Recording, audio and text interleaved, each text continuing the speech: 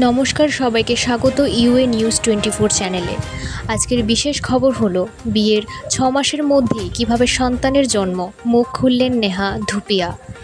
প্রায় চুপিসারে বিয়ে সারেন নেহা ধুপিয়া এবং অঙ্গদ বেদি, তা নিয়ে চর্চা হয়েছিল। তবে তার চেয়ে বেশি আলোচনা হয় অঙ্গদ ও নেহার সন্তানকে নিয়ে, কারণ বিয়ের মাত্র মাস 6 মাথায় মা হন অভিনেত্রী। কিভাবে সম্ভব তা নিয়ে বিভিন্ন মহলে চলে জোর কাটাছেঁড়া। অবশেষে এই ইস্যুতে সমালোচকদের এবার যোগ্য জবাব দিলেন নেহা। অভিনেত্রী বলেন, আমি অঙ্গদকে বিয়ে করার 6 মাসের মধ্যে কন্যা সন্তানের জন্ম দিই। কিভাবে বিয়ের 6 মাসের মধ্যে আমি মা হলাম তা নিয়ে অনেক আলোচনা হয়েছে।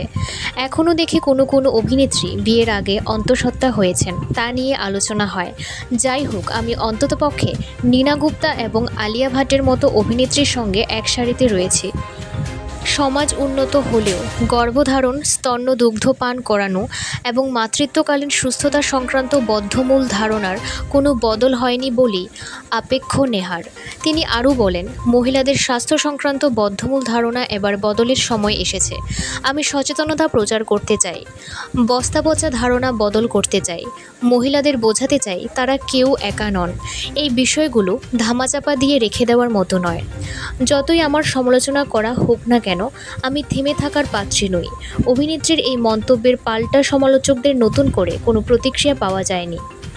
আজকের খবর এই পর্যন্তই। পরবর্তী খবর দেখতে নজর রাখুন ইউএ নিউজ 24 চ্যানেলে। ধন্যবাদ।